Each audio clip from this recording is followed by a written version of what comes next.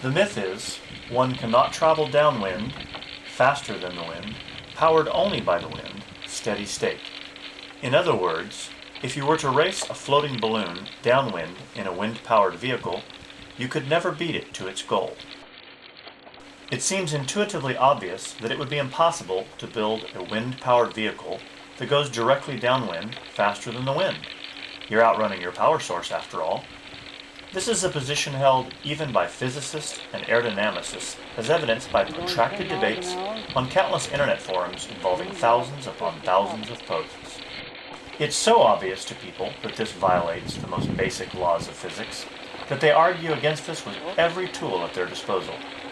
Physicists and aerodynamicists argue through math and science that this would constitute perpetual motion. Amateurs argue the same, solely from intuition and pure emotion, but everyone argues. In the end, the physical world does not succumb to scientific theories, intuition, and certainly not emotions. Just as the Earth is not the center of the universe and bumblebees can fly, not only is it possible to construct such a wind-powered vehicle, it has been independently done and demonstrated several times. Oh. I had the brake on again. Give it a push. This is a video posted on YouTube demonstrating a vehicle made by Jack Goodman. He built this device to resolve a debate among his friends in the sailing community. This video has been debated online ad nauseum. Here's a sample of internet comments regarding this vehicle. It's an obvious hoax. You will notice there's no shot looking down the road. If they did, you would see the vehicle towing it. The time has come for the quacks who posted this to fess up and admit it's a fake. This joke has gone on long enough. Well, it's clearly a fraud. Nice try, though. 10 miles per hour in a 7 mile per hour wind? You sir are perpetrating a hoax and have no recourse but to shout out loud, "Liar, liar, pants on fire." Those who claim that the cart will continue to accelerate faster than the wind are truly arguing for perpetual motion. Man, do I want in on the shares of this device. It'll solve all our energy problems. Not. We're going 10 miles an hour. Wind's about 6 to 7. Watching this video and reading the comments on YouTube and many other internet forums inspired us to build our own cart, so we could answer the critics' accusations through a series of videos of our own. Among other things, Jack was accused of running the cart downhill, powering it with a hidden battery, relying on gusts, towing with a string, even weaving the cart back and forth to gain momentum like a skater. In order to respond to these accusations, we realized that our experiments would need to be done under more controlled conditions. Based on the equivalency of inertial frames of reference, we know that the cart on a moving roadway in still air is exactly the same as a cart on a still roadway with a tailwind. For obvious reasons, we decided on a treadmill in an enclosed room.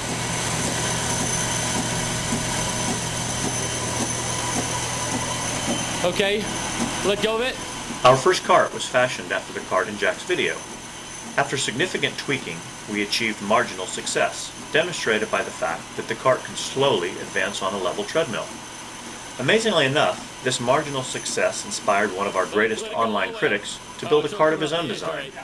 To his surprise and our delight, his design was astonishingly effective and exceptionally simple. In the long-standing tradition of science, we shamelessly stole his design and improved it further.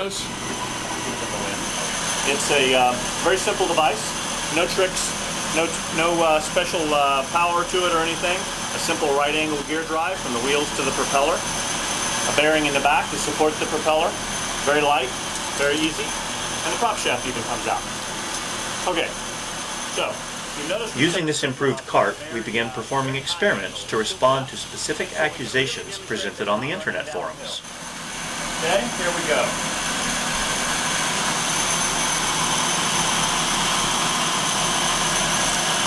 That's right, well, it's still tough to keep it on the treadmill sometimes. There's no steering on it. Is it being towed? Now, so I'm going to pull it off. I'm going to run around this bar a couple times so everybody can see there's no strings attached to it. Let it run again. Notice it'll climb right up the treadmill. The device off the treadmill, we're going to see how long it coasts. Forum contributor Steve says it absolutely can never be done, and is convinced it's temporarily propelled by kinetic energy. 2 Mississippi, 3 Mississippi, 4 Mississippi, 5 Mississippi, 6 Mississippi. We timed how long the device continued to spin in freewheel mode, utilizing its stored kinetic energy. And if it runs for longer than that 7 Mississippi on this steep hill, there's no way the kinetic energy in the device is causing the power output. So, where are we? 1 Mississippi, 2 Mississippi, 3 Mississippi. We then placed the device on the belt and demonstrated that when on the belt, it can run not only longer than in freewheel mode, but indefinitely. Yeah, keeping it from coming forward, otherwise it'll climb right up the top of the treadmill. I'm going to push it down a little bit. Now it's still going on that kinetic energy stored up. Exactly. The kinetic energy caused by the spinning propeller is still causing this thing to climb the treadmill. Whoa, it almost came off the top. And it'll pretty much do that until we stop paying our power bill. Exactly. We can do this a lot longer than Steve can tell us it can't be done. Let's put it that way.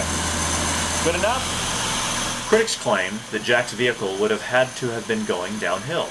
We demonstrated that our car could climb a home treadmill at its steepest Let it setting. climb the hill. Okay, April 13th. Wind light and variable, about 5-6 knots. Give it a shot. In Jack's video, his wife gave it a slight push at the start, and dainty as she appears, some critics claim this shove somehow motivated the cart for near half a mile. We demonstrated that the cart self-starts with a tailwind. Not since playing on a treadmill has there been a physics brain teaser so emotionally charged. This problem clearly demands the creativity and scientific rigor only the MythBusters can offer. Imagine Adam and Jamie aboard 2 full-sized vehicles of differing designs, racing against each other and against a balloon drifting freely downwind across the tarmac at Alameda. Unless Adam and Jamie accept this challenge and bust this myth, the world is doomed to be forever governed by the laws of internet